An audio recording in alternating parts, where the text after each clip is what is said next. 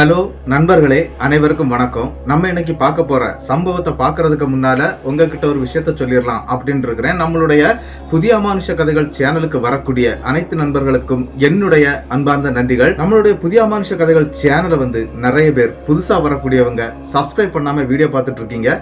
தயவு செய்து சப்ஸ்கிரைப் பண்ணிக்கிட்டு வீடியோவும் பார்த்துருங்க. மறக்காம பெல் ஐக்கானை தட்டிருங்க. உங்க லைஃப்ல இத மாதிரியான அமானுஷ்ய சம்பவங்கள் ஏதாவது நடந்திருந்தா அதை என்னுடைய வாட்ஸ்அப் நம்பருக்கு ஒரு வாய்ஸ் நோட்டான் மற்றும் மெசேஜ் நீங்க அனுப்பலாம். என்னுடைய வாட்ஸ்அப் நம்பரை டிஸ்கிரிப்ஷன்லயும் கொடுத்துருக்கிறேன், இந்த டிஸ்பிளேலையும் தெரியும். கண்டிப்பா ஃபாலோ பண்ணிக்கிடுங்க. வாங்க இன்னைக்குள்ள வீடியோக்குள்ளாடி நம்ம போயிடலாம்.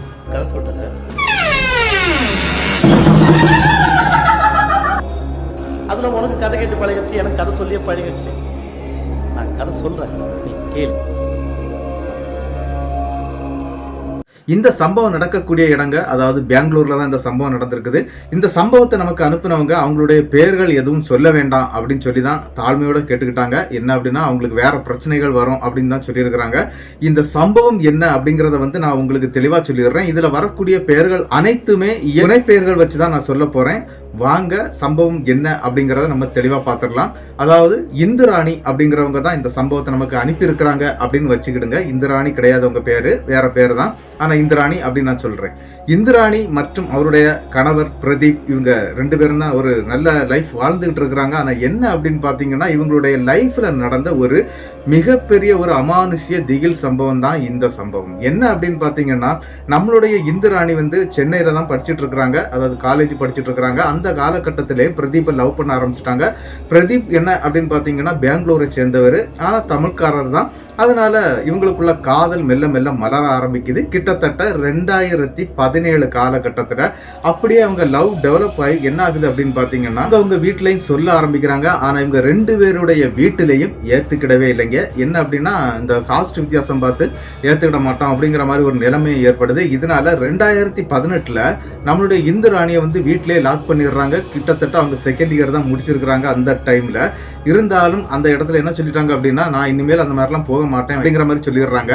ஏன் அப்படின்னா பிரதீப் இருக்கிறார் இல்லையா, அவர் பெங்களூர் போயிட்டாரு. அவருடைய காலேஜ் கோர்ஸ் எல்லாம் முடிச்சுக்கிட்டு அவருக்கு வேலையும் கிடைச்சிருது. பெங்களூர்லயே ஒரு ஐடி கம்பெனில அவருக்கு வேலையும் கிடைச்சிருது. அதனால அவரும் அங்கிருந்து கிளம்பிடுறாரு. நான் எங்களுக்குள்ள எந்த பழக்கமும் இல்லை அப்படிங்கறது மாதிரி இந்துராணி அவங்க வீட்டுல எடுத்து சொல்றாங்க, வேணா போனை கூட நீங்களே வச்சுக்கிடுங்க அப்படிங்கிற மாதிரி சொல்லிக்கிட்டு அந்த பெண் என்ன பண்றாங்க அப்படின்னா மறுபடியும் காலேஜ்ல சென்னையில சேர்ந்து படிக்க ஆரம்பிச்சிடுறாங்க. ஆனா என்ன நடந்துச்சு அப்படின்னு பாத்தீங்கன்னா ஒரு தேர்ட் இயர் இவங்க முடிக்கும் போது பிரதீப் இந்த பொண்ணை கூட்டிட்டு போயிடுறாரு. அப்படி கூட்டிட்டு போய் அதாவது வீட்டுக்கு தெரியாம இவங்க கல்யாணமே பண்ணிக்கிடுறாங்க. பிரதீப் என்ன பண்ணிருக்கிறாரு அப்படின்னா பெங்களூர்ல ஐடி கம்பெனில அவங்களுக்கும் ஒரு ஜாப் ரெடி பண்ணிடுறாங்க. சரி நம்ம ரெண்டு பேரும் உழைச்சி பெரிய ஆளாயிரலாம் அப்படிங்கிற மாதிரி தான் பேசி காதல் கல்யாணத்துல முடியுது. அப்படி அவங்களும் பெங்களூர் போயிடுறாங்க. பெங்களூர் போன பிறகு அதாவது என்ன அப்படின்னா பிரதீப்புக்கு அப்பா கிடையாது, அம்மா, அதுக்கு பிறகு ஒரு தங்கச்சி இருக்கிறாங்க. தங்கச்சி ஆல்ரெடி கல்யாணம் பண்ணி கொடுத்து அந்த பெண் என்ன அப்படின்னு பாத்தீங்கன்னா கொஞ்சம் வீட்டுக்கு கொஞ்சம் அடங்காப்பிடாரியான பெண்ணா இருந்திருக்கிறாங்க. அதனால கணவனுடைய வீட்டுல இருந்து ரிட்டர்ன் அனுப்பிட்டாங்க. அதாவது இந்த பொண்ணே வேண்டாம்னு சொல்லிக்கிட்டு இன்னொரு மறுமணம் பண்றதுக்காக பிரதீப்புடைய வீட்லயும் இருக்கிறாங்க. அப்படி இருக்கக்கூடிய அந்த காலகட்டத்துல தான் இவரும் கல்யாணம் பண்ணிட்டு போய் நிக்கிறாருங்க. அப்படி நிக்கும் போது பிரதீப்புடைய அந்த சம்பளத்தை நம்பிதான் அந்த குடும்பம் இருந்துட்டு இருக்குது. ஒரு தனி பிளாட்ல தான் குடி இருந்துட்டு இருக்கிறாங்க. அப்படி இவங்க லைஃபும் நல்லா போகுது. ஆனா நம்மளுடைய இந்துராணியை அங்க ஏத்துக்கிறது மாதிரியே இல்ல. இதனால ஒரு சின்ன குழப்பமும் வருது. ஆனா என்ன நடக்குது அப்படின்னு பாத்தீங்கன்னா இந்துராணியும் வேலை செய்யறாங்க இல்லையா, அதாவது பிரதீப்புக்கு கூட தானே அவங்களும் வேலை பார்த்துட்டு இருக்கிறாங்க. அதனால அவங்களுடைய சம்பள காசு கிட்டத்தட்ட என்ன அப்படின்னு பாத்தீங்கன்னா இந்துராணிக்கும் கிட்டத்தட்ட 1 லட்சம் ரூபாய் சம்பளம் வருதுங்க. அது மட்டும் இல்ல அவங்க ஹஸ்பண்ட் பிரதீப்புக்கு 1.5 லட்சம் ரூபாய் சம்பளம் இருக்குது. அப்படி 2.5 லட்சம் ரூபாய் சம்பளம் வருதுங்க. இந்த காசு அவ்வளோத்தையுமே அவங்க மாமியார், அதாவது பிரதீப்புடைய அம்மா என்ன சொல்றாங்க அப்படின்னா இந்த காசை மொத்தம் என்கிட்ட கொடுத்துடணும், வேற நீங்க செலவாக்க கூடாது, நான் தான் உங்களுக்கு செலவுக்கெல்லாம் காசு தருவேன். அப்படி ஒரு கட்டமைப்போட வாழ்ந்துகிட்டு இருக்கக்கூடிய குடும்பம். என்னுடைய மகனும் அப்படிதான் என்கிட்ட காசை கொடுத்துருவான், அவன் தேவைக்கு மட்டும் செலவுக்கு மட்டும் காசு வாங்கிக்கிடுவான் அப்படிங்கறது மாதிரி எல்லாம் அந்த இடத்துல அவங்க மாமியார் சொல்லிடுறாங்க. சரி நம்ம காலப்போக்கில் பழகிடும், ஒன்றும் பிரச்சனை இல்லை அப்படின்னு நினைச்சுக்கிட்டு இந்திராணி என்ன பண்றாங்க அப்படின்னா ஒரே ஒரு ரிக்வஸ்ட் பண்றாங்க அவங்க மாமியார்கிட்ட. என்ன அப்படின்னா தன்னை படிக்க வைக்கிறதுக்காக அவங்க அப்பா கிட்டத்தட்ட ஒரு 6-7 லட்சம் ரூபாய் கடன்பட்டு இருக்கிறாரு. அந்த கடத்தை நான் கண்டிப்பா கொடுக்கணும். இவங்க வாங்கக்கூடிய சம்பளத்தை ஒரு 30,000 ரூபாய் மாசம் மாசம் என்னுடைய வீட்டுக்கு அனுப்பணும் அப்படிங்கிற மாதிரி கேட்கறாங்க. ஆனா அவங்க மாமியார் முடியாது அப்படின்னு சொல்லி ரொம்ப சொல்லியிருக்கிறாங்க. இருந்தாலும் அந்த இடத்துல பிரதீப் தலையிட்டு அந்த 30,000 ரூபாயை வந்து கண்டிப்பா கொடுத்துதான் ஆகணும் அப்படிங்கிற மாதிரி பேசி ஒரு சின்ன ஒரு இதுக்கு வர்றாங்க. அதை ஒரு சின்ன ஒரு சமாதானத்துக்கு வர்றாங்க அப்படின்னு சொல்லலாம். அந்த கண்டிஷன்ல என்ன நடக்குது அப்படின்னு பாத்தீங்கன்னா கிட்டத்தட்ட ஒரு 4-5 மாதங்கள் ஓடி போயிருதுங்க. இவங்களுடைய லைஃப் கல்யாண வாழ்க்கை கொஞ்சம் ஒரு மாதிரி தான் போயிட்டு இருக்குது. என்ன அப்படின்னு பாத்தீங்கன்னா இந்திராணியுடைய அந்த நாத்தனார் இருக்கிறாங்க பாத்தீங்களா, அவங்க தாங்க இந்த பிரச்சனையை ஸ்டார்ட் பண்றாங்க. என்ன அப்படின்னு பாத்தீங்கன்னா அவங்க கல்யாணம் ஆகி போயிட்டு அதாவது ரிட்டர்ன் வந்துட்டாங்க. மறுமணத்துக்கு வெயிட் பண்ணிட்டு இருக்காங்க. ஆல்ரெடி அங்க கொடுத்த காசெல்லாம் ரிட்டர்ன் வாங்கி இருக்கிறாங்க. இந்த காசு மொத்தமுமே இந்த நாத்தனாருடைய பேர்ல தான் இருந்துகிட்டு இருக்குது. அந்த காசுல யாரும் கை வைக்கிறதும் இல்ல. சரி இன்னொரு மறுமணத்தை பார்த்து தங்கச்சிக்கு முடிச்சிடலாம் அப்படின்னு சொல்லிக்கிட்டு பிரதீப்பும் நினைச்சுக்கிட்டு இருக்கிறாரு. அந்த காலகட்ட சூழ்நிலையில தான் இவங்களும் கல்யாணம் பண்ணிட்டு போய் நிக்கவும் செய்யறாங்க. கிட்டத்தட்ட 4 மாதம் ஓடிடுதுங்க. அந்த நேரத்துல இந்த பெண் வந்து ஒரு சந்தோஷமான விஷயத்த சொல்றாங்க. இந்திராணி இருக்கிறாங்க இல்லையா, அவங்க வந்து 3 மாசம் முழுகாம இருக்கிறேன் அப்படிங்கிற விஷயத்த சொல்றாங்க. இதை கேட்டு அவங்க பிரதீப் என்ன பண்றாரு அப்படின்னா லட்டெல்லாம் வாங்கிட்டு வந்து வீட்டுல கொடுக்குறாரு. அப்படி லட்டெல்லாம் வாங்கி கொடுக்கும்போது கூட அங்க இருக்கக்கூடியவங்களுடைய மனசுல ஒரு சந்தோஷமும் இல்லை அப்படின்னு சொல்றாங்க. அதாவது மாமியார் மற்றும் நாத்தனாருக்கு இருந்தாலும் அந்த லட்டை வாங்கி சாப்பிட்டுக்கிட்டு கொஞ்சம் வில்லத்தனமான ஒரு செய்கையோட தான் இருந்திருக்கிறாங்க. சரின்னு சொல்லிட்டு இவங்க அதை பெருசா எடுத்துக்கலைங்க. ஒரு நாள் காலையில தான் இந்த விஷயத்த ஓபன் பண்றாங்க. இந்த மாதிரி நான் கருவுற்று இருக்கிறேன் அப்படின்னு சொல்லிக்கிட்டு அன்னைக்கு சாயந்தரம் ஒரு சம்பவம் நடக்குது. என்ன அப்படின்னு பாத்தீங்கன்னா நாத்தனார் இருக்கிறாங்க இல்லையா, இவங்க சாயந்தரம் ஒரு 7 மணி இருக்குங்க. அந்த நேரத்துக்கு அவங்க அந்த ஹேண்ட்பேக் எல்லாம் போட்டுக்கிட்டு அழகா ட்ரெஸ் எல்லாம் அடிச்சுக்கிட்டு அங்க இருந்து கிளம்புறாங்க. எங்கம்மா போற அப்படின்னு சொல்லிக்கிட்டு மாமியாரும் கேட்கல, அண்ணங்காரனும் கேட்கல, அதாவது பிரதீப்பும் கேட்கல. இவங்க நான் ஒரு இடம் வர போனோம் போயிட்டு வந்துடுறேன் அப்படின்னு சொல்லிக்கிட்டு கிளம்பி போயிடுறாங்க. அந்த பெண் வரும்போது இவங்க பார்க்கவே இல்லைங்க. கிட்டத்தட்ட நைட்டு தான் வந்திருக்கிறாங்க அப்படிங்கிற மாதிரி இவங்களுக்கு தெரியுது. ஏதோ ஒரு ஃப்ரெண்டுடைய ஃபங்க்ஷனுக்கு போயிட்டு வந்ததாட்டு சொல்லவும் செய்திருக்கிறாங்க அவங்க அம்மா கிட்ட. இவங்களுக்கும் அப்படிதாங்க அந்த விஷயம் தெரிய வருது. சரி அவ போயிட்டு வந்திருக்கிறா போல இருக்குது அப்படின்னு சொல்லிட்டு மறுநாள் காலையில எழும்பி குளிக்கிறதுக்காக இந்திராணி வந்து என்ன பண்றாங்க அப்படின்னா அப்படி பாத்ரூமுக்குள்ள போறாங்க. அப்படி போகும்போது ஒரு சம்பவம் நடக்குதுங்க. என்ன அப்படின்னு பாத்தீங்கன்னா முந்தின நாள் தான் சொல்லியிருக்கிறாங்க கருவுற்று இருக்கிறேன் அப்படின்னு. ஆனா பாத்ரூமுக்குள்ள போகும்போது அவங்களுக்கு பிளட் ப்ளீடிங் ஆக ஆரம்பிச்சிருது. என்ன நடக்குதுன்னே தெரியல. பயங்கரமா வயிறு வலியில பாத்ரூமுக்கு உள்ளாடியே கத்த ஆரம்பிச்சிடுறாங்க இந்திராணி. இருந்தாலும் அந்த இடத்துல என்ன நடக்குது அப்படின்னா பிரதீப் உடனே அந்த பாத்ரூமை ஓபன் பண்ணி வெளியே கூட்டிட்டு வந்துடுறாரு. அப்படி கூட்டிட்டு வந்து ஆம்புலன்ஸ் வர வச்சு ஆம்புலன்ஸ்ல ஏத்திக்கிட்டு ஹாஸ்பிட்டலும் போறாங்க. ஹாஸ்பிட்டல்ல போகும்போது அங்க இருக்கக்கூடிய டாக்டர்கள் என்ன சொல்றாங்க அப்படின்னா உங்களுடைய கரு கலைஞ்சிடுச்சு அப்படிங்கிற மாதிரி அங்க இருக்கக்கூடிய டாக்டர்களும் சொல்றாங்க. இதை கேட்டோன்னா பயங்கரமா தேம்பி தேம்பி அளவ ஆரம்பிக்கிறாங்க நம்மளுடைய இந்திராணி. இருந்தாலும் அந்த இடத்துல கொஞ்சம் மன வருத்தத்தோட தான் இருக்கிறாங்க. ஏன்னா அதுக்கு முந்தின நாள் தானே லட்டெல்லாம் வாங்கி செலிப்ரேஷன் எல்லாம் பண்ணாங்க. இருந்தாலும் இந்த மாதிரி ஆயிடுச்சு அப்படின்னு சொல்லிக்கிட்டு அதை அப்படியே விட்டுறாங்க. கிட்டத்தட்ட ஒரு 3 மாத காலங்கள் வந்து இந்த பெண் வந்து சேரக்கூடாது அப்படிங்கிற மாதிரி எல்லாம் சொல்லி டாக்டர் வந்து அனுப்பியும் வச்சிடுறாங்க. கிட்டத்தட்ட ஒரு 3 மாத காலங்கள் அது பிரச்சனை இல்லாம போகுது. அந்த நேரத்துல என்ன நடக்குது அப்படின்னு பாத்தீங்கன்னா நம்மளுடைய இந்திராணியுடைய அப்பாவுக்கு வந்து உடல் நலம் சரியில்லாம ஆகுது. ஏன்னா மகள் போன ஒரு வருத்தத்துல இருக்கிறாரு. ஆனா கொஞ்சம் அந்த காஸ்ட் வித்தியாசம் இருக்கிற அந்த கௌரவம் இருக்கிறதுனால மகளை வந்து பார்க்காம இருக்கிறாரு. இருந்தாலும் என்ன நடக்குது அப்படின்னா இந்திராணி அவங்க அப்பாவை தேடி அதாவது ஹாஸ்பிட்டல்ல இருக்கிறாரு, அவரை பார்க்கறதுக்காக போறாங்க. அப்படி போகும்போது என்ன நடக்குது அப்படின்னு பாத்தீங்கன்னா அவங்க அப்பா பார்க்கவே கூடாது, அவளை நான் என் கண்ணு முன்னாடி காட்டவே செய்யக்கூடாது அப்படிங்கிற மாதிரி ரொம்ப கத்தி தள்ளிடுறாரு. இருந்தாலும் அவங்களால பார்க்க முடியல. அவங்க அப்பா இவங்க கண்ணாடி வழியா பார்த்துருக்காங்க. அவர் வந்து ஹார்ட் அட்டாக் ஆயிருக்குது அப்படிங்கிற மாதிரி தான் சொல்லப்பட்டிருக்குங்க. அதனால அவங்க கண்ணாடி வழியா பார்த்துக்கிட்டு இவங்களும் வீட்டுக்கும் வந்துடுறாங்க. ஆனா அதுக்கு பிறகு என்ன நடக்குது அப்படின்னு பாத்தீங்கன்னா இவங்க ஒரு 3 மாதங்கள் கூட போயிருதுங்க. மறுபடியும் பிரெக்னன்ட் ஆகுறாங்க. அதாவது கிட்டத்தட்ட ஒரு 6 மாதத்துக்கு பிறகு பிரச்சனை நடந்து 6 மாதத்துக்கு பிறகு மறுபடியும் இவங்க கன்சீவ் ஆகுறாங்க. அந்த நேரத்துல இவங்க என்ன பண்றாங்க அப்படின்னா மறுபடியும் அதை சொல்றாங்க. என்ன அப்படின்னா குடும்பத்துல எல்லாரும் இருப்பாங்க இல்லையா, நாத்தனார் மாமியார் கணவர் எல்லாரும் இருக்கும்போது ஓப்பனாட்டே சொல்றாங்க இந்த மாதிரி நான் மறுபடியும் கன்சீவ் ஆயிட்டேன், நல்லா இருக்குது, குழந்தை நல்ல வளர்ச்சியோட இருக்குது அப்படிங்கிற மாதிரி டாக்டர்லாம் சொல்லி இருக்கிறாங்க அப்படிங்கிற மாதிரி ஸ்கேன் ரிப்போர்ட்டை வரைக்கும் கையில கொடுத்துடுறாங்க. இதை கேட்டுக்கிட்டு அந்த நேரத்தில் அதாவது அன்னைக்கு ஒரு சாயந்தர நேரம் தான் இது நடக்குது. திடீர்னு அங்க இருந்த அந்த நாத்தனார் பெண் என்ன பண்றாங்க அப்படின்னா வேகமா ட்ரெஸ் எல்லாம் மாத்துறாங்க, குளிக்கிறாங்க, ட்ரெஸ் மாத்துறாங்க. நான் ஒரு ஃபங்க்ஷன் இருக்கு நான் போயிட்டு வந்துடுறேன்னு சொல்லிட்டு கிட்டத்தட்ட 8 மணிக்கு மேல அந்த பெண் அங்க இருந்து கிளம்பி போறாங்க. இதை எல்லாத்தையுமே நம்மளுடைய இந்திராணி கவனிக்கிறாங்க. அன்னைக்கும் இதே தான் நடந்துச்சு. என்ன அப்படின்னா இவங்க சொன்ன பிறகுதான் இந்த பெண் இந்த மாதிரி கிளம்பி போனாங்க அப்படிங்கறது அவங்க கொஞ்சம் மைண்ட்ல இருக்குது. ஆனா அதை பெருசா எடுத்துக்கிட்டல. அதே மாதிரி இந்த சம்பவம் நடக்கும் போதும் அந்த பெண் வந்து கிளம்பி போயிடுறாங்க. சரி இவ எங்கேயாவது போராளா இருக்கும் போட்டோம் அப்படின்னு சொல்லிட்டு விட்டுறாங்க. மறுநாள் காலையில விடியுதுங்க. விடியும் போது தன்னுடைய நாத்தனார் வீட்டுல தான் இருக்கிறாங்க, மாமியார் இருக்கிறாங்க. என்ன ஃபங்க்ஷன் என்ன அப்படின்னு இவங்க கேட்கும்போது அவங்க இவங்க கிட்ட ரொம்ப பேச மாட்டாங்களாம். கொஞ்சம் அந்த முன்கோபம் உள்ள ஒரு பெண் மாதிரி, அதனால பேசவே மாட்டாங்களாம். இருந்தாலும் மாமியார்ட்ட தான் கேட்கறாங்க. இவ எப்போ வந்தா என்னாச்சு அப்படின்னு சொல்லி கேட்கும்போது அவ நைட்டு ஒரு 10-11 மணிக்கெல்லாம் வந்துட்டாமா, நீங்க எல்லாம் தூங்கிட்டீங்க அப்படிங்கிற மாதிரி சொல்லி அவங்களும் முடிச்சிடுறாங்க. இவங்களுக்கு அடுத்த சம்பவம் நடக்குதுங்க. மறுபடியும் இவங்க அந்த காலை வேளையில அந்த பாத்ரூம்ல குளிக்க போறாங்க. மறுபடியும் ப்ளீடிங் ஆகுதுங்க. இவங்களுக்கு எதுவுமே புரியல, என்ன நடக்குதுன்னு தெரியல. அங்கிருந்து அலற ஆரம்பிச்சிடுறாங்க பாத்ரூமுக்குள்ள. ஏன்னா அந்த பாத்ரூமுக்கு உள்ள போறது வரைக்கும் அவங்களுக்கு எதுவுமே இல்லை, ஒரு பிரச்சனையும் கிடையாது. பாத்ரூமுக்கு உள்ள போய் அந்த தண்ணீரை கோரி வீத்தின அடுத்த நேரம் தாங்க இந்த சம்பவம் அவங்களுக்கு நடக்குது. அப்படி என்ன பண்றாங்க அப்படின்னா, மறுபடியும் ஹாஸ்பிட்டல் கொண்டு போறாங்க. கரு கலைந்து விட்டது அப்படிங்கறது மாதிரி அந்த டாக்டர் சொல்றாங்க. இவங்க மனதளவு ரொம்ப நொந்து போறாங்க. என்ன செய்யறது, என்ன நடக்குது அப்படிங்கறத இவங்களால புரிஞ்சுக்கிடவே முடியல. மறுபடியும் ஒரு 3 மாத காலம் போய் மறுபடியும் இவங்க கன்சீவ் ஆகுறாங்க. இதே சம்பவம் ரிப்பீட் நடக்குதுங்க. அந்த நாத்தனார் இந்த மாதிரி கன்சீவ் ஆயிட்டு அப்படி சொன்ன உடனே கிளம்பி போயிடுறாங்க. இதை எல்லாத்தையுமே இவங்க கவனிக்க ஆரம்பிச்சிடுறாங்க. கிட்டத்தட்ட 4 சிசுவை வந்து இவங்க இழந்துட்டாங்க. 5ஆவதான சிசு வந்து வயிற்றுல இருக்குங்க. அந்த நேரத்துக்கு இன்னொரு சம்பவம் நடக்குதுங்க. இந்த விஷயத்தை வெளியவே சொல்லல. யார் அப்படின்னா இந்திராணி சொல்லவே இல்லை, நான் வந்து கர்ப்பமா இருக்கிறேன் அப்படின்னு சொல்லவே இல்லை. ஆனா என்ன நடக்குது அப்படின்னு பாத்தீங்கன்னா, இந்திராணி ஒரு பிளான் பண்றாங்க. தனக்கு கூட வேலை செய்யக்கூடிய சில தோழிகள் இருக்கிறாங்க. அந்த தோழிகள் கிட்ட விஷயத்த சொல்றாங்க. இந்த மாதிரி தான் என்னுடைய 4 கருகளும் அழிந்து போச்சுது, இது 5ஆவது கரு, இதை நான் சொல்லவே போறதில்லை அப்படிங்கிற மாதிரி சொல்ல ஆரம்பிச்சிட்டாங்க. ஆனா என்ன நடக்குது அப்படின்னா, அந்த கூட இருக்கக்கூடிய பெண்கள் இருக்கிறாங்க இல்லையா, அவங்க ஒரு விஷயத்த சொல்றாங்க. என்ன அப்படின்னா, இந்த மாதிரி மானுஷ பூஜைகளை பண்ணி இந்த மாதிரியான பல சம்பவங்கள் நடந்திருக்குமா, ஒருவேளை உன்னுடைய நாத்தனார் இந்த மாதிரி ஏதாவது பண்ணிட்டு இருக்கலாம், கொஞ்சம் கவனிச்சுக்க அப்படின்னு சொல்றாங்க.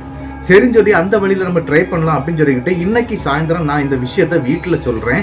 இந்த பெண் எங்க போயிட்டு வர்றாங்க அப்படிங்கறத வந்து எனக்கு யாராவது நோட் பண்ணி சொல்லுங்க அப்படின்னு சொன்னோன்னே, இந்திராணியுடைய தோழிகள் 2 பேர் இருக்கிறாங்க. அவங்களுடைய ஹஸ்பண்ட் கிட்ட விஷயத்த சொல்றாங்க. அவங்க ஹஸ்பண்டும் இதுக்கு நான் ஒத்துக்கிடுறேன், அதாவது பெண் எங்க போயிட்டு வர்றாங்க அப்படிங்கறத நாங்க கண்டுபிடிச்சு சொல்றோம் அப்படின்னு சொல்லிக்கிட்டு அதே மாதிரி வீட்டுல வந்து சொல்லவும் செய்யறாங்க. இவங்க சொல்ற நேரம் என்ன அப்படின்னு பாத்தீங்கன்னா, சாயந்தரம் ஒரு 6 மணிங்க.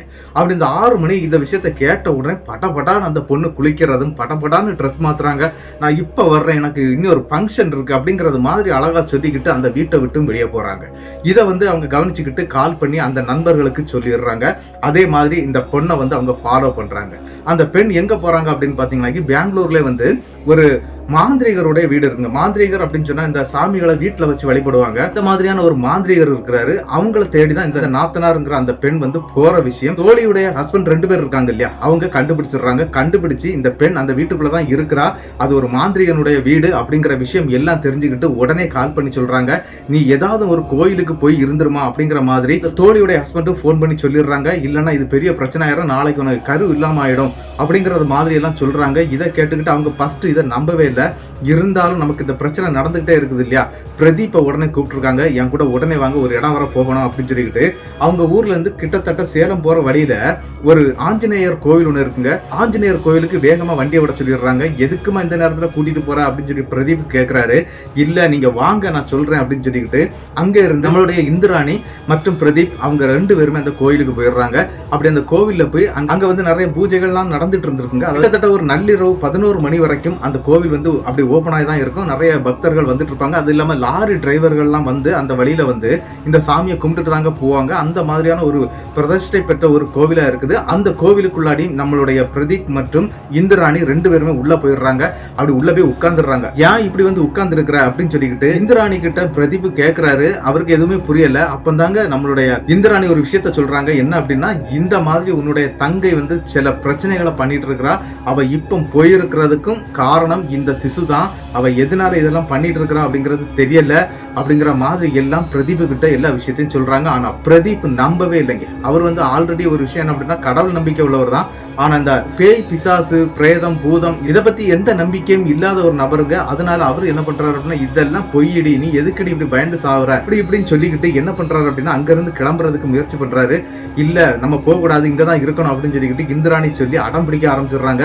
இந்திராணிக்கும் பிரதீபுக்கும் பெரிய ஒரு ஃபைட்டே வந்துருது அந்த கோயிலுக்குள்ள வச்சு. அப்படி எதுவுமே நடக்க வாய்ப்பில்லை, என் தங்கச்சி எங்க இருந்தாலும் நான் கண்டுபிடிச்சு அவ எங்க போயிருக்கிறாங்கிறத நான் கண்டுபிடிக்கிறேன் வான்னு சொல்லி கூப்பிடுறாருங்க.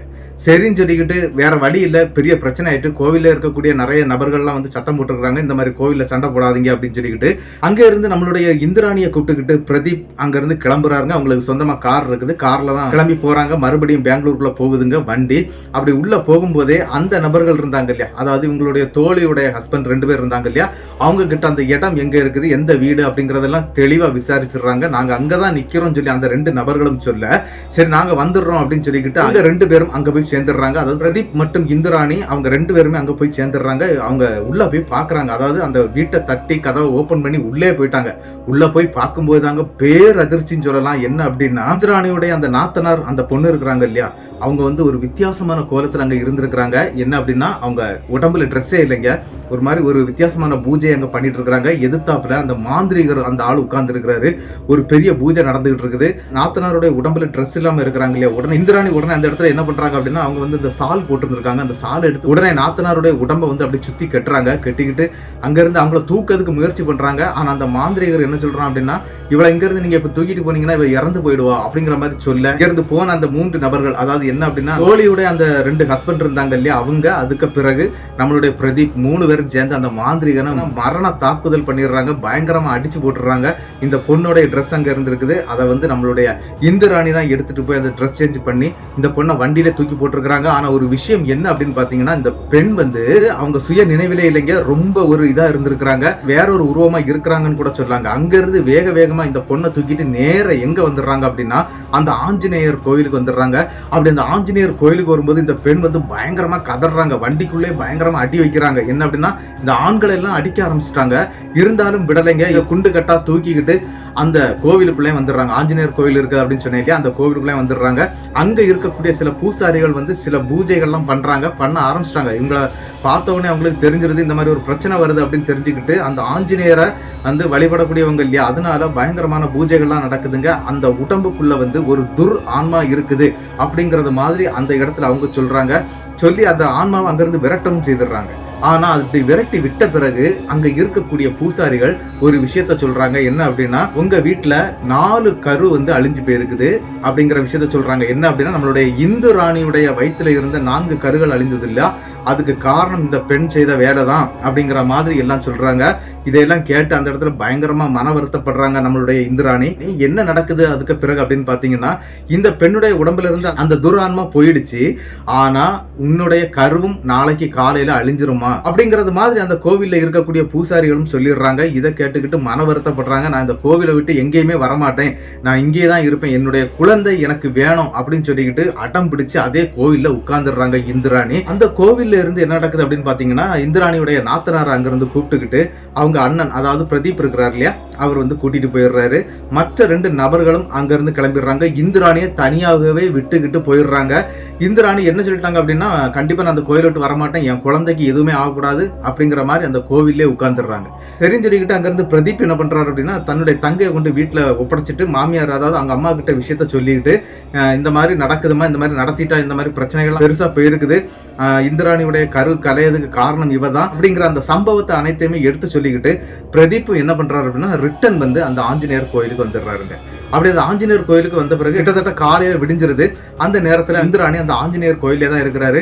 அப்ப அங்க இருக்கக்கூடிய ஒரு சாமியாருங்க, அவர் என்ன பண்றாரு அப்படின்னா, இந்திராணிக்கு வந்து ஒரு தாயத்தை வந்து இடுப்புல கட்டுறாரு. இதை கட்டிக்கமா, ஒரு பிரச்சனை வராது, ஆஞ்சநேயர் இருக்காரு, உனக்கு எல்லா பிரச்சனையும் தீர்த்து வைப்பாரு, நீ தைரியமா உனக்கு வீட்டுக்கு போ. அங்க சில சம்பவங்கள் நடக்கும். அந்த சம்பவங்கள் உனக்கு நடக்கும் போது இந்த தேங்காய் மற்றும் இந்த எலுமிச்சம்பழம் இந்த 2ஐயும் வந்து உன்னுடைய பூஜா அறையில எடுத்து வச்சு நீ சாமி கும்பிடு. அதாவது என்ன அப்படின்னா, அந்த வீட்டுக்குள்ள சில அமானுஷ்ய பிரச்சனைகள் நடக்கும். அந்த நேரத்துக்கு தான் இந்த தேங்காவையும் இந்த எலுமிச்சம்பழத்தையும் உன்னுடைய பூஜா அறையில வச்சு நீ பூஜை பண்ணு. அந்த நேரத்துல தெரியும் அங்க இருக்கக்கூடியது என்ன ஏதுன்னு. ஆனா அது அங்க இருக்காது, ஓட ஆரம்பிச்சிடும். நீ பயப்படாம இதை பண்ணுமா. அதன் பிறகு இந்த ஆஞ்சநேயர் கோவிலுக்கு நீ வாமா, ஆஞ்சநேயருக்கு வடமாலை சாத்து, இந்த பிரச்சனையெல்லாம் சால்வ் ஆயிடும் அப்படிங்கறது மாதிரி அங்க இருக்கக்கூடிய அந்த கோவில் பூசாரி இல்லைங்க, அவர் ஒரு சாமியாரு, அவரு தான் சொல்லியிருக்கிறாரு. சரின்னு சொல்லிக்கிட்டு அங்க இருந்தும் கிளம்பிடுறாங்க. அந்த சாமியார் கொடுத்த அந்த தேங்காய் மற்றும் எலுமிச்சம்பழம் இதை கையில வாங்கிட்டு அப்படியே போயிடுறாங்க. என்ன அப்படின்னா, இடுப்புல தாயத்தை கட்டி விட்டுருக்கிறாரு. சரின்னு சொல்லிக்கிட்டு இவங்களும் வீட்டுக்கு வந்துடுறாங்க. வீட்டுக்கு வந்த நேரத்துல இன்னொரு சம்பவம் அங்க நடக்குதுங்க. என்ன அப்படின்னா, இந்திராணியுடைய நாத்தனார் இருக்கிறாங்க இல்லையா, அவங்க வந்து ஒரு பிரச்சனை பண்ண ஆரம்பிக்கிறாங்க. என்னுடைய கல்யாணம் நடக்காம இவங்க கல்யாணம் பண்ணது பெரிய தப்பு, அதாவது இவங்க மறுமணம் பண்ணணும் அப்படின்னு சொல்லிட்டு இருந்தாங்க இல்லையா, அந்த மறுமணம் செய்து வைக்காததுனாலதான் நான் இதெல்லாம் பண்ணிட்டு இருக்கிறேன் அப்படிங்கிற மாதிரி அவங்களே ஓப்பனா ஒத்துக்கிட்டுறாங்க. ஒத்துக்கிட்ட உடனே இவங்க என்ன பண்றாங்க அப்படின்னா, பிரதீப் வந்து உங்களுக்கு மாப்பிள்ளை பார்க்க ஆரம்பிச்சிடும், நான் உனக்கு மாப்பிள்ளை பார்த்து கண்டிப்பா கல்யாணம் பண்ணி வச்சிடறமா, நீ இந்த மாதிரிலாம் பண்ணாத, இது உனக்கு நல்லது இல்லை அப்படிங்கிற மாதிரி சொல்லி இவங்களுக்கு மாப்பிள்ளையும் பார்க்க ஆரம்பிக்கிறாங்க. கிட்டத்தட்ட ஒரு மாப்பிள்ளையும் கிடைச்சிடுறாருங்க. ஏன்னா சொத்துக்கு பணத்துக்கு ஆசைப்பட்டு வருவாங்க இல்லையா, அந்த மாதிரி ஒரு கணவர் கிடைக்கிறாரு. சரி நீ அவனை கல்யாணம் பண்ணிட்டு சந்தோஷமா இரு அப்படின்னு சொல்றாங்க. சரின்னு சொல்லிக்கிட்டு எல்லாமே நடந்துகிட்டு இருக்குங்க. கல்யாணத்துக்கு கிட்டத்தட்ட ஒரு 15 நாள் தாங்க இருக்குது. அதாவது இந்திராணியுடைய நாத்தனாருடைய கல்யாணத்துக்கு 15 நாள் தான் இருக்குது. அப்போ என்ன நடக்குது அப்படின்னு பாத்தீங்கன்னா, இந்த சாமியார் சொன்ன எந்த விஷயமும் அந்த வீட்டுக்குள்ள நடக்கல. அதாவது இந்த அமானுஷ்யமாட்டு ஏதாவது நடக்கும் அப்படின்னு சொன்னார் இல்லையா, அந்த மாதிரி 10 நாள் வந்து எதுவுமே நடக்கலைங்க. 11வது நாள் தாங்க அந்த வீட்டுக்குள்ள ஒரு அமானுஷ்ய சம்பவத்தை இவங்க கவனிக்கிறாங்கன்னு சொல்லலாம். என்ன அப்படின்னா, கல்யாணத்துக்காக கிட்டத்தட்ட 5 நாளைக்கு முன்னாலே இவங்க லீவு போட்டுறாங்க. அதாவது பிரதீப் மற்றும் இந்திராணி 2 பேருமே லீவை போட்டு வீட்டில தான் இருக்கிறாங்க. அப்படிதாங்க பகல் நேரத்துல ஒரு சம்பவத்தை கவனிக்கிறாங்க. இவங்க மாமியார் வீட்டுக்குள்ள, அதாவது பாத்ரூம்குள்ள குளிச்சிட்டு இருக்காங்க. இந்திராணியுடைய நாத்தனார் வந்து ரூமுக்குள்ள இருக்காங்க. அவங்களுக்கு ஒரு தனி ரூம் இருக்குது, அந்த ரூமுக்குள்ள இருக்கிறாங்க. பிரதீப் வந்து வெளியே போயிருக்கிறாரு. இவங்க மட்டும் ஹால்ல உட்கார்ந்து இருக்கிறாங்க. பட்ட பகல் ஒரு 11 மணிக்கு தாங்க, அதாவது காலை நேரம் ஒரு 11 மணிக்கு தான் இந்த சம்பவம் நடக்குது. என்ன அப்படின்னு பாத்தீங்கன்னா, அந்த வீட்டு பக்கத்துல இவங்க பிளாட் இருக்குது. இவங்க பிளாட்டை சுத்தி 2-3 வீடுகள்லாம் இருக்குதுங்க. அந்த வீட்டுல இருக்கக்கூடிய சில சின்ன குழந்தைகள் உண்டுங்க. அந்த குழந்தைகள்லாம் வந்து அடிக்கடி அந்த இடத்துல வந்து விளையாடிட்டு ஓடிட்டு அங்கோடியும் கோடியும் போயிட்டு இருக்கும். அந்த மாதிரி இவங்க என்ன பண்றாங்க அப்படின்னா, யாரோ ஓடிட்டு இருக்காங்க வாங்கிட்டு இருக்காங்க அப்படிங்கிற மாதிரி தான் நினைச்சுக்கிட்டு, எந்த குழந்தை இப்படி ஒத்தைக்கு ஒரு தாய் விட்டுக்கிட்டு வீட்டுக்குள்ள இருக்கிறா அப்படின்னு சொல்லிக்கிட்டு வேகமாட்டு அந்த டோர் பக்கம் வர்றாங்க. என்ன அப்படின்னா, ஒரு குழந்தை ஓடுற மாதிரியான ஒரு சம்பவம் அங்க நடக்குது. அதை பார்த்துட்டு தான் இவங்க வெளியே வந்து பாக்குறாங்க. பார்க்கும்போது இவங்க வீட்டுடைய அந்த என்ட்ரன்ஸ், அதாவது என்ன அப்படின்னா 3வது ஸ்டெப்ல இருக்கிறாங்க. இவங்க ஃப்ரண்ட்ல இருக்கக்கூடிய அந்த பால்கனி வந்து இவங்க வீட்டோட அந்த என்ட்ரன்ஸ்ல முடிஞ்சிடும். அதாவது ஒரு ரூம் தள்ளி முடிஞ்சு போகும். அதுக்கு அங்க வழி கிடையாது, ரிட்டர்ன் இங்க தான் போகணும். அப்படி ஒரு குழந்தை ஓடி போறதை இவங்க பாக்குறாங்க. எப்படி பார்த்தாங்க அப்படின்னு கேட்டீங்கன்னா, அவங்க பார்த்துட்டு இருக்கக்கூடிய டிவியில வந்து இந்த பவர் கட் ஆயிருக்குங்க. அதாவது மொத்தத்துல வீட்டுல பவர் கட் ஆயிருக்குது. அந்த நேரத்துல நம்ம வீட்டுக்கு வெளியே இருக்கக்கூடிய ரிஃப்ளெக்ஷன் நமக்கு தெரியும், யாராவது போனாங்க அப்படின்னா தெரியும். அந்த மாதிரி தாங்க அந்த குழந்தை ஓடுறத அவங்க பாக்குறாங்க. அப்படி பார்த்துக்கிட்டு இந்த நேரத்துல யாரு குழந்தை இந்த இடத்துல ஓடுது, பக்கத்து வீட்டுல உள்ள குழந்தையா இருக்குமா, அது கொஞ்சம் பெரிய குழந்தையாச்சு அப்படின்னு சொல்லிக்கிட்டு தாங்க நம்மளுடைய இந்திராணி முதலா ஒரு அமானுஷ்யத்தை சந்திக்கிறதுக்கு ரெடி ஆகுறாங்க. என்ன அப்படின்னு பாத்தீங்கன்னா, வெளியில இருக்கக்கூடிய அந்த டோரை நோக்கி மெல்ல நடந்து வர்றாங்க. வந்து எட்டி பாக்குறாங்க. எட்டி பார்க்கும்போது இங்க டெட் எண்டு, அதுக்கு மேல போக முடியாது அப்படிங்கறத தெரிஞ்சுக்கிட்டாங்க. அது என்ன அப்படின்னா, அங்க யாருமே இல்லைங்க. ஐயோ யாருமே இல்லையே, இப்போ ஒரு குழந்தை ஓடுனதை பார்த்தனே அப்படின்னு சொல்லிக்கிட்டு மறுபக்கம் போறாங்க. ஏன்னா அதுக்கு அடுத்தது அந்த பிளாட்ல திரும்பும்போது அடுத்த வீட்டுடைய டோர் இருக்குங்க. அந்த பக்கம் போய் பாக்குறாங்க. அங்கேயும் எந்த குழந்தையும் இல்ல, அந்த வீடுகள் பூட்டப்பட்டிருக்கு. அப்ப இங்க ஓடுன குழந்தை யாரு அப்படின்னு சொல்லிக்கிட்டு இவங்க மறுபடியும் ரிட்டர்ன் வீட்டுக்கு வர்றாங்க. அதாவது அந்த பால்கனிலே நடந்து வர்றாங்க. அப்படி வரும்போது இவங்களுடைய டோர் பக்கத்துல அந்த குழந்தை நிக்கிறத பாக்குறாங்க. ஆனா இப்ப பார்க்கும்போது, அதாவது டிவியில பார்க்கும்போது ஒரு குழந்தை மாதிரி தான் தெரிஞ்சுது. ஆனா இப்ப பார்க்கும்போது நிறைய முடி இருக்குங்க. அதாவது கிட்டத்தட்ட ஒரு குட்டிச்சாத்தான அவங்க பாக்குறாங்க அப்படின்னு சொல்லலாம். அந்த மாதிரியான ஒரு உருவம் அந்த வீட்டு வாசல்ல நின்று இவங்களையே எட்டி பாக்குதுங்க. பட்ட பகல் 11 மணிக்கு வேகமா ஓடி வர்றாங்க. என்ன அப்படின்னா, இது யாருடா இது இந்த இடத்துல நிக்கிறது அப்படின்னு சொல்லிட்டு இவங்க வேகமா வந்துடுறாங்க. கிட்ட வந்து பார்க்கும்போது அங்க யாரும் இல்லைங்க. வீட்டுக்குள்ள இருக்கக்கூடிய ரூம் எல்லாம் செக் பண்ண ஆரம்பிச்சிடுறாங்க. நாத்தனாருடைய கதவையும் தட்டுறாங்க. நாத்தனார் கதவை ஓபன் பண்ணவே இல்லை. என்ன அப்படின்னா, அவங்க கதவை ஓபனே பண்ணல, பேசவும் மாட்டாங்க. அதாவது நம்மளுடைய இந்திராணி கிட்ட பேசவே மாட்டாங்க. அதனால என்ன நடக்குது அப்படின்னு பாத்தீங்கன்னா, இவங்க மற்ற ரூம் எல்லாம் செக் பண்றாங்க. அவங்க மாமியார் வந்து பாத்ரூம்ல குளிச்சுட்டு இருக்காங்க. அது நல்லாவே தெரியும். அந்த சாமியார் சொன்னது இப்பந்தாங்க அவங்களுக்கு ஞாபகம் வருது. இந்த மாதிரி ஏதாவது அமானுஷம் நடக்கும் அந்த நேரத்துல நீ இந்த தேங்காய் எலுமிச்சம்பழத்தை வச்சு பூஜை பண்ணணும் அப்படின்னு சொன்னார் இல்லையா, அந்த சம்பவம் அவங்களுக்கு ஞாபகம் வருது. உடனே என்ன பண்றாங்க அப்படின்னா, அந்த தேங்காய் அந்த எலுமிச்சம்பழம் இதெல்லாம் எடுத்துட்டு போய் அவங்களுடைய அந்த பூஜா ரூம்ல வச்சு பூஜையும் பண்ண ஆரம்பிச்சிடுறாங்க. அவங்களுக்கு புரிஞ்சிருது இது ஏதோ ஒரு அமானுஷ சக்தி தான் இந்த வீட்டுக்குள்ள இருந்து இந்த மாதிரி பண்ணிட்டு இருக்குது அப்படிங்கறத தெரிஞ்சுக்கிட்டு கிட்டத்தட்ட 5 மாதம் முழுகாம இருக்கிறாங்க. அதனால இவங்க என்ன பண்றாங்க அப்படின்னா, வேகமா போய் அந்த பூஜா அறையில போய் அவங்க உடனே அந்த சாமி கொடுத்திருந்த அந்த தேங்காய் எலுமிச்சம்பழம் எல்லாமே அங்கதாங்க இருக்குது. கிட்டத்தட்ட இவ்வளவு நாளான பிறகு அந்த எலுமிச்சம்பழம் அப்படியே பழமாட்டு தாங்க இருக்குது. அந்த சாமி எப்படி கொடுத்தாரோ அதே மாதிரி தாங்க இருக்குது. வாடவோ வசங்கவோ எதுவும் செய்யலங்க. அது ரொம்ப அழகாவே இருக்குது. ரெண்டையும் எடுத்து வச்சு உடனே விளக்க கொளுத்தி அந்த இடத்துல திரியெல்லாம் கொளுத்தி அந்த இடத்துல சாமியை அப்படியே கும்பிட ஆரம்பிக்கிறாங்க. கிட்டத்தட்ட ஒரு 10 நிமிஷம் போயிருது. அவங்க சாமி கும்பிட்டுட்டே இருக்கிறாங்க. பயத்தினாலதான் இதை பண்றாங்க. அப்படி சாமி கும்பிட்டுட்டே இருக்கும்போது நாத்தனாருடைய ரூம் இருக்குது இல்லையா, அங்க இருந்து ஒரு சத்தம் கேக்குதுங்க. பயங்கரமான குலவை சத்தங்க ஓன்ட்டு கேக்குது. இந்த சத்தம் கேட்ட உடனே இவங்க அந்த சாமி கும்பிடுறத நிறுத்திக்கிட்டு மெல்லமா இறங்கி ஹாலுக்கு வர்றாங்க. அவங்க மாமியார் வந்து கதவை தட்டிட்டு இருக்கிறாங்க. அதாவது நாத்தனார் கதவை தட்டுறாங்க. நாத்தனார் கதவை திறக்கவே இல்லை. உள்ள கிடந்து பயங்கரமா கத்திக்கிட்டே இருக்கிறாங்க. என்ன பண்ணணும்னு இவங்களுக்கு தெரியல. வீட்டுல வேற யாரும் இல்லையே அப்படின்னு சொல்லிக்கிட்டு பிரதீப்புக்கு உடனே கால் பண்றாங்க. நம்மளுடைய இந்திராணி உடனே கால் பண்ணி விஷயத்த சொல்லிடுறாங்க. இந்த மாதிரி ஆயிடுச்சு, சீக்கிரம் வாங்க அப்படின்னு சொன்னோன்னா அவங்க ஒரு 2-3 ஃப்ரெண்ட்ஸோட சேர்ந்து கொஞ்சம் பார்ட்டி பண்ணிட்டு இருந்திருக்காங்க. அந்த ஃப்ரெண்ட்ஸ் எல்லாமே சேர்ந்து வீட்டுக்கு வந்துடுறாங்க. வீட்டுக்கு வந்து பிரதீப் வந்து என்ன பண்றாரு அப்படின்னா தன்னுடைய நண்பர்களோட உள்ள வர்றாரு. உள்ள வந்த உடனே அந்த டோரை அப்படியே இடிச்சு திறந்துடுறாங்க. அதாவது ஓபன் பண்ணிக்கிட்டு உள்ள பார்க்கும்போது அங்க ஒரு பெரிய சம்பவம் நடந்து முடிஞ்சிருக்குங்க. என்ன அப்படின்னா இந்த நாத்தனார் பெண்ணு இருக்கிறாங்க இல்லையா, இவங்க உடம்புல ட்ரெஸ்ஸே இல்லை. அந்த கட்டிலுக்கு மேல தலைகீழ நடந்துட்டே இருக்கிறாங்க. அதாவது கட்டிலுக்கு மேல தாங்க நடந்துட்டு இருக்காங்க, கீழே இல்லை. ஆனா அவங்க தலைகளை நடந்துட்டு இருக்கிறது பாக்குறதுக்கு ரொம்பவே கொடூரமாட்டும் அசிங்கமாட்டும் இருந்திருக்குங்க. இருந்தாலும் அந்த இடத்துல என்ன பண்றாங்க அப்படின்னா அவங்க அம்மா இருந்தாங்க இல்லையா, அவங்க ஓடி போய் துணியெல்லாம் போட்டு போத்துறாங்க. ஆனா அவங்க அம்மாவை செவியில பலார்னு அடிச்சிருது.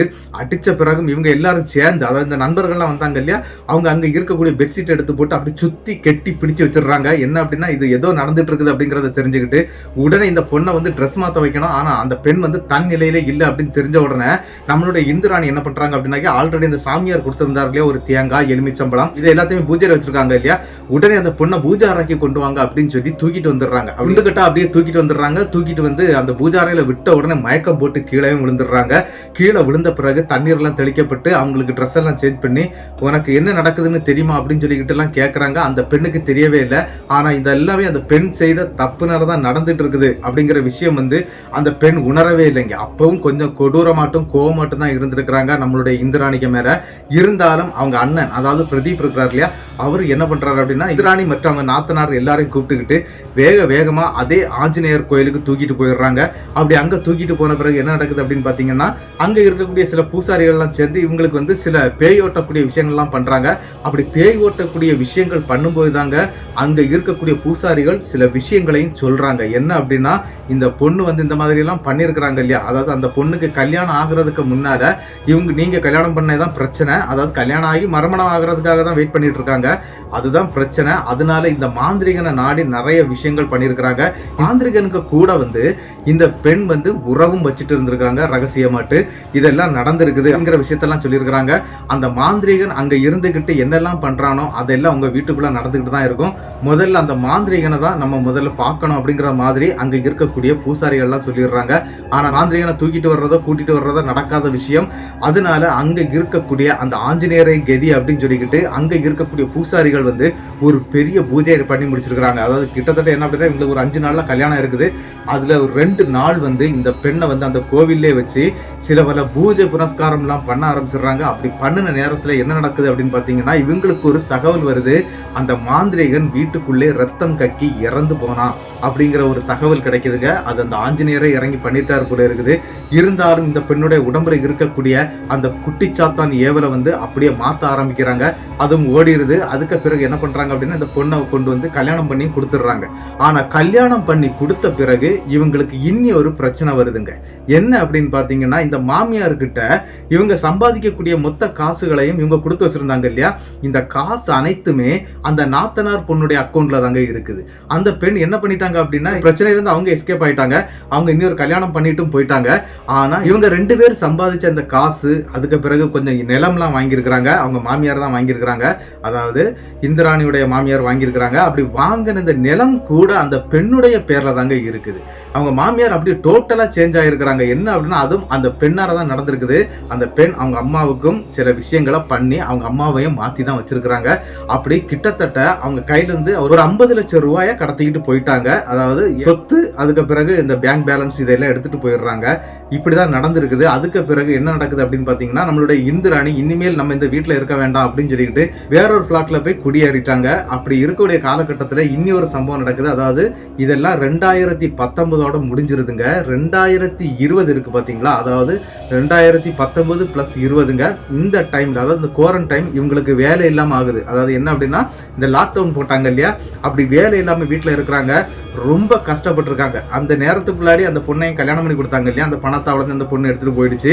இவங்களுக்கு சாப்பிட கூட வழி இல்லைங்க. ரொம்ப கஷ்டப்பட்டு கடைசியில் இருந்த காசு, அதாவது என்ன அப்படின்னா அவங்க தாலி செயினை வரைக்கும் வித்து தாங்க அவங்க கொஞ்சம் முன்ன வந்திருக்கிறாங்க. அதுக்கு பிறகு அவங்க தனியாட்டு பிசினஸ் ஆரம்பிச்சிட்டாங்க. இப்போ எந்த கம்பெனிக்கு கீழே அவங்க வேலை செய்யறது கிடையாது. அவங்க தனியா இப்போ பிசினஸ் ஆரம்பிச்சு கொஞ்சம் ஓரளவுல நல்லா தான் இருந்துட்டு இருக்கிறோம். ஆனா இந்த மாதிரி நாத்தனாருக்கு என்ன நடந்துச்சு அப்படின்னு தெரியுமா? அதாவது அவங்களுக்கு குழந்தையே இல்லைங்க. கிட்டத்தட்ட 2024 ஆகுது அவங்களுக்கு கல்யாணம் முடிஞ்சு இப்ப வரைக்கும் அவங்களுக்கு குழந்தை பாக்கியமே இல்ல. கோவிலா போயிட்டு இருக்காங்க. ஆனா அவங்களுக்கு குழந்தை பாக்கியமே கிடைக்கல. அப்படிங்கறது மாதிரி தாங்க இந்த சம்பவத்தை நமக்கு சொல்லி முடிச்சிருக்காங்க. ஒரு பெண் நினைச்சா என்ன வேணாலும் பண்ணலாம் அப்படின்னு சொல்லிட்டு நான் கேள்விப்பட்டிருக்கிறேன். ஆனா இந்த மாதிரியும் பண்ண முடியும் அப்படிங்கறத இந்த பெண்ணுடைய லைஃப்ல இருந்து நான் தெரிஞ்சுக்கிட்டேன்.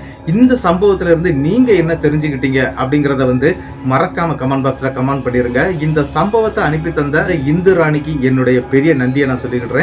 இந்த சம்பவம் எப்படி இருந்துச்சு அப்படிங்கறத மறக்காம கமெண்ட் பாக்ஸ்ல கமெண்ட் பண்ணுங்க. இந்த சம்பவத்துக்கு மறக்காம ஒரு லைக் கொடுத்துட்டு போயிருங்க. அது மட்டும் இல்ல, இந்த சம்பவம் உங்களுக்கு பிடிச்சிருந்தா உங்களுக்கு தெரியக்கூடிய அனைத்து நபர்களுக்கும் இந்த சம்பவத்தை ஷேர் பண்ணி விட்டுருங்க. அது மட்டும் இல்லைங்க, மறக்காம சப்ஸ்கிரைப் பண்ணிக்கிட்டு பெல் ஐகானை தட்டிருங்க. அப்பதான் நான் போடக்கூடிய வீடியோ வந்து உங்களுக்கு உடனுக்குடன் வந்து சேரும். அடுத்த வீடியோவில் சந்திக்கும் வரை உங்களிடமிருந்து விடைபெறுவது உங்கள் நாகர்கோவில் நாகராஜன். நன்றி நண்பர்களே.